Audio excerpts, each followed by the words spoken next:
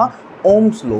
अब ये जो लॉ है ये थोड़ा सा आपके सिलेबस के अकॉर्डिंग थोड़ा सा इम्पोर्टेंट हो जाता है, ठीक है ना। तो इस टॉपिक को हम बड़े आराम से पढ़ेंगे और आप बिल्कुल अच्छे से ध्यान से समझेंगे, क्योंकि ये टॉपिक एग्ज़ाम में 101% आता है, यानी कि इस टॉपिक के एग्ज़ाम में आने के चांसेस बहुत ज़्यादा रहते हैं, ठीक है ना।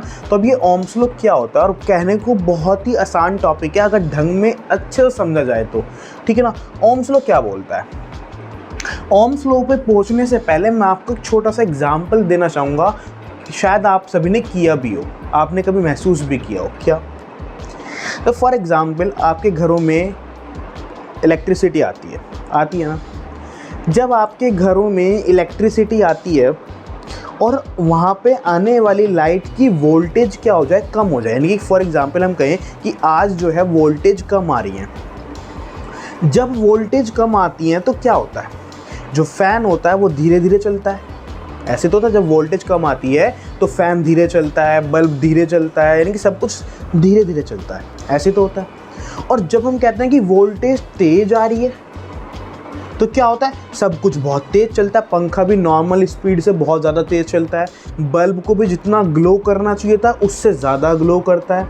यानी कि अगर वोल्टेज कम है तो सब कुछ धीरे धीरे चलता है, और अगर वोल्टेज ज़्यादा है तो सब कुछ तेज़ तेज़ चलता है। क्लियर है? इतना तो हमने सबने देखा भी है, महसूस भी किया होगा आप सभी ने। इसका मतलब अभी बाद में बात करेंगे, फिलहाल इस कॉन्सेप्ट को साइड में रखते हैं और माइंड में रखते हैं। दूसरा एग्जाम्पल, आप सभी ने एक मोटर देखी होगी। मोटर इन द सेंस वो आती है ना जो टॉयज़ में निकल जाती है, एक छोटी सी मोटर आती है जिसको हम बैटरी से लगा के, सेल से लगा के पंखा चलाते हैं। देखा ना आपने, सब ने किया होगा, हमने भी किया था अपने टाइम पे। तो जो बैटरी, एक वो जो मोटर होती है, अगर आप उसके आगे मतलब एक पंखड़ी वगैरह लगा दें और आप उसको एक सेल से चलाएं तो सिंपल सी बात है वो पंखड़ी घूमेगी। लेकिन आपके हमारे माइंड में भी ये काम हमने किया भी है कि हम क्या करते हैं कि यार मज़ा नहीं आ रहा, एक काम कर, एक सेल और लेके आ। तो एक सेल और लेके आ, 2 सेल लगा दिए तो देखा तो क्या फ़ैन और तेज़ चला, 3 सेल लगाए तो फ़ैन और तेज़ चला, 4 सेल लगाए तो फ़ैन और भी तेज़ चला। अब ज़्यादा भी मत लगा देना, नहीं तो फूक भी जाएगा वो, ठीक है ना। तो फिलहाल इतना याद रखो कि जैसे जैसे हम क्या कर रहे हैं, वोल्टेज बढ़ा रहे हैं, जैसे जैसे हम क्या कर रहे हैं, वोल्टेज यानी कि पोटेंशियल को इंक्रीज़ कर रहे हैं, तो हो क्या रहा है, तो जो भी चीज़ है वो तेज़ी के साथ काम कर रही है। और वो तेज़ी के साथ क्यों काम कर रही है, क्योंकि उसके अंदर से जाने वाला जो करंट है वो क्या हो गया, वो और भी ज़्यादा हो गया। क्यों? कि चार्जेस का फ्लो क्या होगा, बहुत ज़्यादा हो जाएगा जब आप पोटेंशियल को बार बार इंक्रीज़ करोगे। अगर पोटेंशियल इंक्रीज़ करोगे तो चार्जेस का फ्लो इंक्रीज़ होगा, और अगर चार्जेस का फ्लो इंक्रीज़ होगा तो करंट की वैल्यू भी इंक्रीज़ होगी। तो कुल मिलाकर हम ये कह सकते हैं कि जब जब हमने वोल्टेज को इंक्रीज़ किया तब तब हमारा क्या इंक्रीज़ हुआ, करंट इंक्रीज़ हुआ ना। यानी कि वोल्टेज इंक्रीज़ करने पर करंट भी क्या हो रहा है, इंक्रीज़ हो रहा है। कम वोल्टेज आएंगी तो फ़ैन भी धीरे चलेगा, यानी कि करंट कम आएगा, और अगर वोल्टेज ज़्यादा आएंगी तो करंट भी ज़्यादा आएगा, यानी कि फ़ैन तेज़ चलेगा। तो यही सिंपल है ओम्स लॉ। क्या कहा ओम्स लॉ ने? ओम्स लॉ ने ये कहा कि जो इलेक्ट्रिक पोटेंशियल होता है, क्या होता है, इलेक्ट्रिक पोटेंशियल। इलेक्ट्रिक पोटेंशियल का सिंबल क्या होता है, हम पढ़ चुके हैं, that is V। Electric potential जो होता है उसी के डायरेक्टली डिपेंड कौन करता है, उसी के डायरेक्टली डिपेंड करता है करंट। कौन डिपेंड करता है, करंट डिपेंड करता है। अगर आप पोटेंशियल को इंक्रीज़ करोगे तो करंट भी इंक्रीज़ होगा, आप पोटेंशियल को डिक्रीज़ करोगे तो करंट भी डिक्रीज़ होगा। यानी कि जैसा काम आप इसके साथ करोगे वैसा ही काम इसके साथ हो जाएगा। यही है आपका ओम्स लॉ। यानी कि अगर हम किसी की पोटेंशियल इंक्रीज़ कर दे तो करंट भी क्या होगा, इंक्रीज़ होगा। इसी को क्या बताया, ये किसने बताया, ओम्स लॉ ने बताया। बट जितने भी हमने फॉर्मूलेस पढ़े हैं वो सब किस में पढ़े हैं, इक्वल्स टू में पढ़े हैं। किस में पढ़े हैं, इक्वल्स टू में। तो यहाँ से भी इस प्रोपोर्शनैलिटी को हटाना होगा और हम एक कांस्टेंट का यूज़ करेंगे, दैट इज़ आर। किसका यूज़ करेंगे हम यहाँ पर, आर का। आर क्या है, यहाँ पर एक कांस्टेंट है तो आर आई, यानी कि हम इसको ऐसे बोल सकते हैं V is equals to I R. भाई आर आई को आई आर तो लिख सकते हैं, इसमें तो कोई बात नहीं है। ठीक है। तो ये हुआ हमारा ओम्स लॉ, जिसमें क्या बोला गया है कि पोटेंशियल इंक्रीज करने पर करंट क्या होगा, इंक्रीज होगा, और प्रोपोर्शनैलिटी को हटाने के लिए हमने कांस्टेंट का यूज़ किया, और वो कांस्टेंट कौन है, आर है। अब ये आर क्या है, तो हम अगर बात करें आर की, तो आर क्या है यहाँ पर, आर है यहाँ पर एक कांस्टेंट, क्या है यहाँ पर एक और कांस्टेंट, और इस कांस्टेंट का नाम होता है रेसिस्टेंस। क्या होता है इसका नाम, रेसिस्टेंस। तो अब समझ में आया ना रेसिस्टेंस कहाँ से, अब यानी कि हम किसके बारे में पढ़ने वाले हैं आगे, हम रेसिस्टेंस के बारे में। अभी मैंने आपको बताया था ना रेसिस्टेंस का सिंबल क्या होता है, वहाँ पर मैंने आपको कहा था फिलहाल आप इसको याद रखें, लेकिन अब आगे याद करने की ज़रूरत नहीं है, अब आपको समझ में आ जाएगा। कुल मिला के फिलहाल आप अभी इतना याद रख सकते हैं कि वोल्टेज इंक्रीज़ करने पर करंट भी इंक्रीज़ होता है, और अगर प्रोपोर्शनैलिटी को हटाएंगे तो एक कांस्टेंट लगाना पड़ेगा, that constant is known as resistance. क्या होता है वो आपका रेसिस्टेंस होता है। तो ओम्स लॉ की बात करें तो ओम्स लॉ क्या है, ओम्स लॉ है हमारा V is equals to I R, V is equals to I R. इसका मतलब वोल्टेज इंक्रीज करने पर करंट भी क्या होगा, इंक्रीज होगा। यही है हमारा ओम्स लॉ। अब अगर हम बात करें इस रेसिस्टेंस की, तो ये रेसिस्टेंस क्या होता है, कांस्टेंट होता है। क्या होता है, रेसिस्टेंस कांस्टेंट होता है, लेकिन ये कांस्टेंट भी कब होता है, ये कांस्टेंट हमारा होता तो है, लेकिन ये भी किसी ना किसी फैक्टर्स के ऊपर डिपेंड करता है। वो कौन कौन से फैक्टर्स होते हैं, वो होता है सबसे पहला, इस कोई भी वायर है, फॉर एग्जांपल कोई भी वायर है, तो उस वायर में से करंट जाएगा। सपोज कर रहा हूँ मैं, ये एक वायर है हमारे पास, क्या ये हमारे पास एक वायर है, और इस वायर में से क्या कर रहा है, करंट फ्लो कर रहा है, करंट जा रहा है ऐसे, तो करंट इसमें से ऐसे जा रहा है ना, तो यानी कि इसकी इस वायर की कुछ ना कुछ तो लेंथ होगी ना, कुछ ना कुछ तो लेंथ होगी, इस वायर का कुछ ना कुछ तो एरिया होगा ना, ठीक है ना। तो ये क्या कहलाई, इसकी डायमेंशंस कहलाई, क्या, लेंथ और एरिया। तो जो रेसिस्टेंस होता है ना, वो किसके ऊपर डिपेंड करता है, वो इन लेंथ और इन एरिया के ऊपर डिपेंड करता है। कैसे करता है वो भी बताएंगे आपको जब रेसिस्टेंस के बारे में पढ़ेंगे। फिलहाल आप इतना याद रख सकते हैं कि रेसिस्टेंस भी किसी ना किसी चीज़ के ऊपर डिपेंड करता है। हालांकि रेसिस्टेंस कांस्टेंट होता है, बट उसके बावजूद भी वो किसी ना किसी फैक्टर्स पर डिपेंड करता है। और वो कौन से फैक्टर्स होते हैं, सबसे पहला होता है डायमेंशंस। कौन सी होती है, डायमेंशन किसकी, of conductors, dimension of conductor. Conductor का मतलब सिंपल वायर, वायर की डायमेंशन यानी कि लेंथ कितनी है, एरिया कितना, उसके ऊपर डिपेंड करता है। दूसरा डिपेंड करता है वो टेम्परेचर के ऊपर, किसके ऊपर डिपेंड करता है, टेम्परेचर के ऊपर डिपेंड करता है। अगर टेम्परेचर ज़्यादा होगा तो वो भी अपनी वैल्यू को चेंज कर जाएगा। तो यानी कि रेसिस्टेंस होता तो कांस्टेंट ही है, बट वो भी किसी ना किसी चीज़ के ऊपर डिपेंड करता है। वो डिपेंड किसके ऊपर करता है, तो डायमेंशंस के ऊपर यानी कि लेंथ एरिया के ऊपर डिपेंड करता है, और दूसरा टेम्परेचर के ऊपर डिपेंड करता है। तो हम ये भी तो कह सकते हैं ना कि भाई देखो यहाँ पे हमने ओम्स लॉ में आर को कांस्टेंट लिया था, और ये ओम्स लॉ कब, जब ये ओम्स लॉ कब फॉलो होगा, जब V प्रोपोर्शनल टू I होगा और R क्या होगा, कांस्टेंट होगा। बट कांस्टेंट भी डिपेंड कर रहा है किसी चीज़ के ऊपर। तो हम ये भी तो कह सकते हैं कि ओम्स लॉ सिर्फ और सिर्फ जब ही फॉलो होगा जब ये सब चीज़ क्या होंगी, कांस्टेंट होंगी। क्योंकि ओम्स लॉ तो जब ही फॉलो होगा ना जब R कांस्टेंट रहेगा, और R कांस्टेंट जब ही रहेगा जब ये सब चीज़ कांस्टेंट रहेंगी। तो कुल मिलाकर इन सब फैक्टर्स को बोलते हैं हम क्या, एक्सटर्नल फैक्टर्स या फिर फिजिकल फैक्टर्स। क्या बोलते हैं इनको हम, फिजिकल फैक्टर्स, फिजिकल फैक्टर्स। तो ओम्स लॉ में एक बात और याद आ गई हमें, क्या, कि अगर ओम्स लॉ की हम बात करें तो ओम्स लॉ ने ये कहा था कि वोल्टेज के प्रोपोर्शनल होता है कौन, करंट। यानी कि अगर आप वोल्टेज यानी कि पोटेंशियल को इंक्रीज करोगे तो करंट भी इंक्रीज होगा, लेकिन एक शब्द ऐड कर देंगे क्या, लेकिन फिजिकल फैक्टर्स क्या रहने चाहिए, कांस्टेंट रहने चाहिए। फिजिकल फैक्टर्स क्या रहने चाहिए, कांस्टेंट रहने चाहिए। क्योंकि फिजिकल फैक्टर्स अगर चेंज होंगे तो रेसिस्टेंस चेंज हो जाएगा, और अगर रेसिस्टेंस चेंज होगा तो फिर ये फार्मूला आप अप्लाई नहीं कर सकते। क्योंकि ओम्स लॉ ने यही कहा था कि आर क्या है यहाँ पर, कांस्टेंट, और वो कांस्टेंट जब ही रह पाएगा जब ये फिजिकल फैक्टर्स क्या रहेंगे, कांस्टेंट रहेंगे। तो ओम्स लॉ में हमने क्या पढ़ लिया कि ओम्स लॉ में V प्रोपोर्शनल I, यानी कि V इंक्रीज करने पर I इंक्रीज होगा, बट कंडीशन यही है कि जो फिजिकल फैक्टर्स हैं वो क्या रहने चाहिए, कांस्टेंट रहने चाहिए, तभी ये आपका ओम्स लॉ फॉलो होगा, अदरवाइज वो फॉलो नहीं होगा। तो अब ये तो ही हमारी ओम्स लॉ के बारे में। अभी लिखेंगे क्या लिखना है इसके अंदर।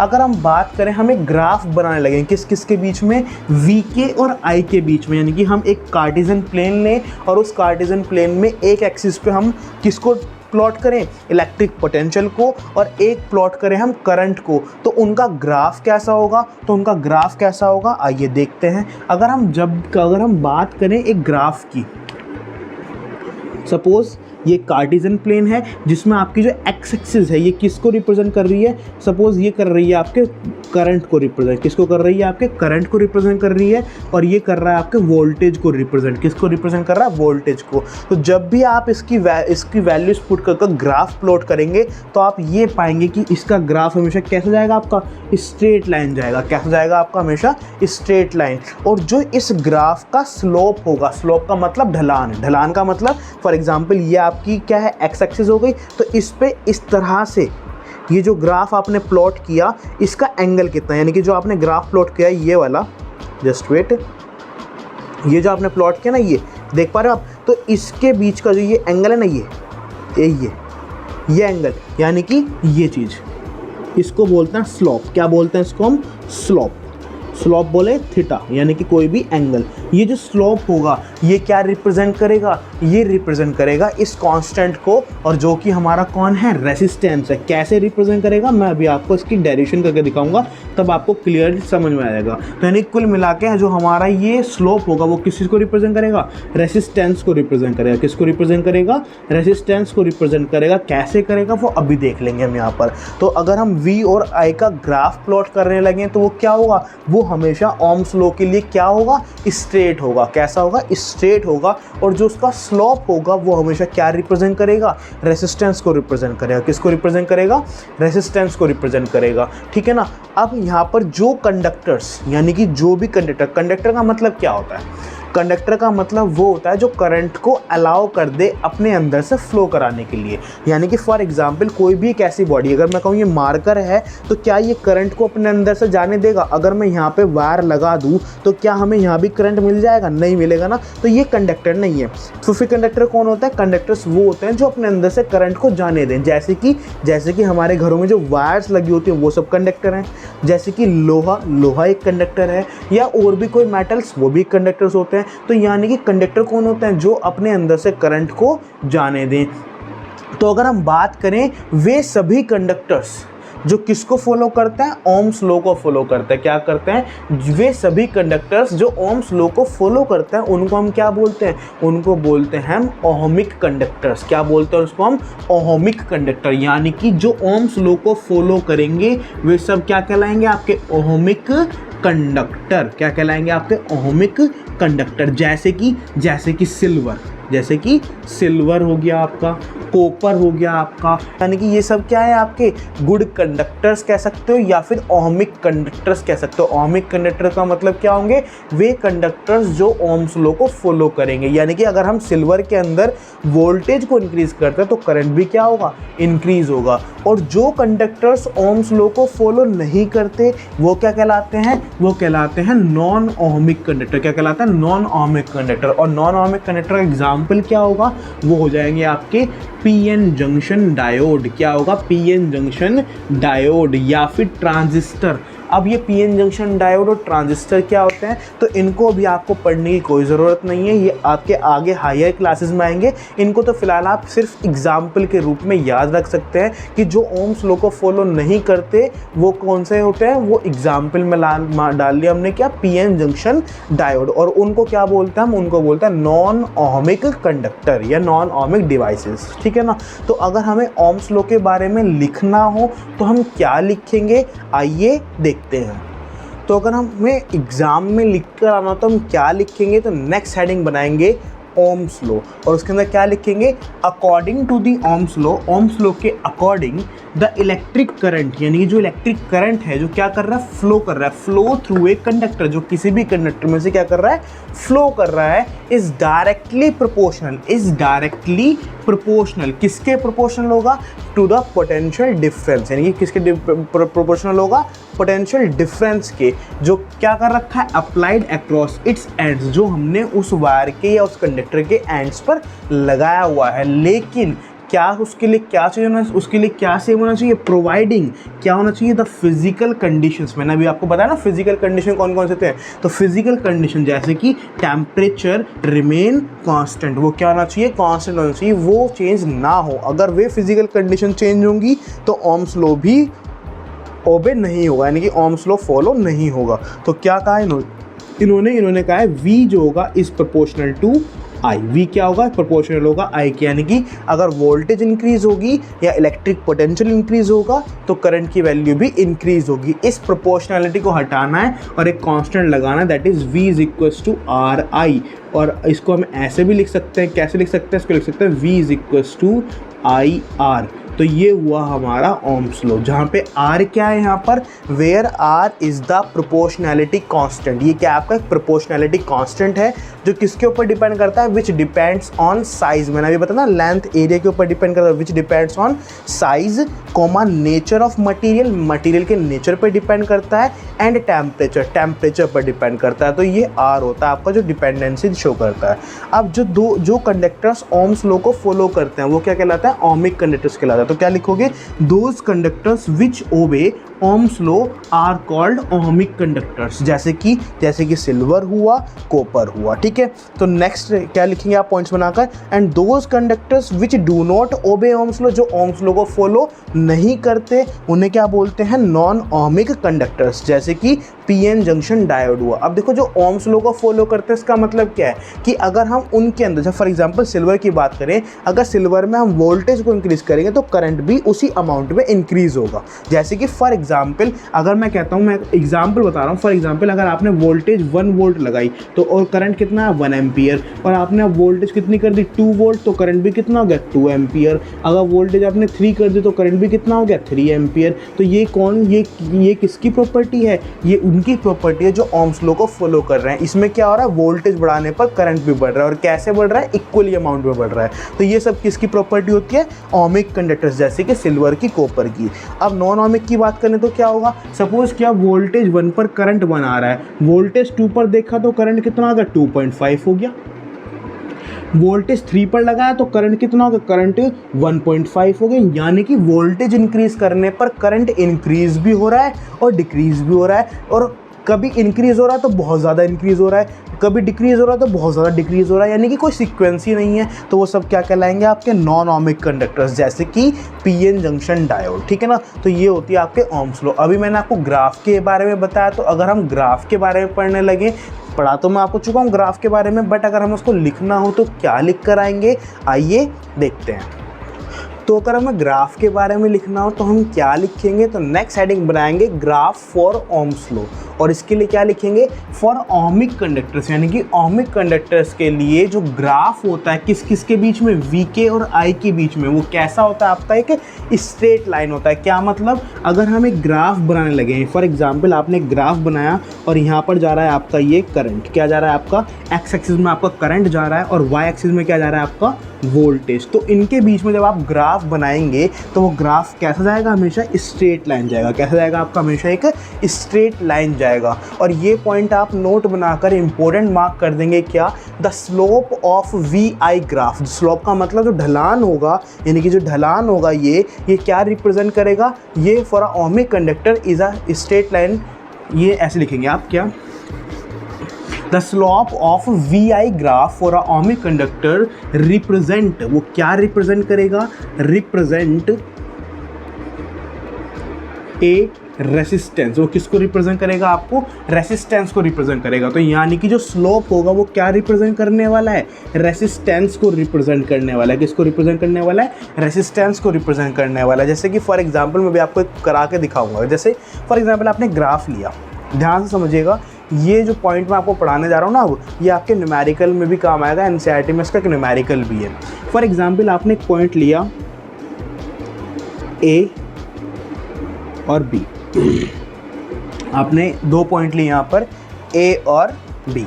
अब इन पॉइंट्स पे अगर हम बात करें वोल्टेज की तो कितनी है, तो सपोज किया इस पर वोल्टेज है VA, कितना वोल्टेज है VA, और इसी पॉइंट पर अगर मैं करंट की बात करूं तो करंट कितना है, तो करंट है यहाँ पर IA, यानी कि इसके कोऑर्डिनेट्स हमने अगर निकालना चाहे तो क्या होगा, इस पे वोल्टेज होगा VA और करंट होगा IA। अगर बात करूं B पॉइंट की, तो B पॉइंट पे आपका वोल्टेज कितना होगा VB, भाई कुछ ना कुछ तो अलग होगा, नीचे से ऊपर जा रहा है तो वोल्टेज इंक्रीज होगा, तो VB हो गया। और अगर यहाँ की बात करूँ तो इस पॉइंट पर जो आपका करंट होगा दैट इज़ IB। तो कुल मिलाकर हमने क्या माना, हमने ये माना कि हमारे पास 2 पॉइंट हैं, एक पॉइंट ए है, एक पॉइंट बी है। ए पॉइंट पे जो वोल्टेज है वो VA है और करंट कितना है IA, और बी पॉइंट पर जो वोल्टेज है वो कितना है VB और करंट कितना है IB।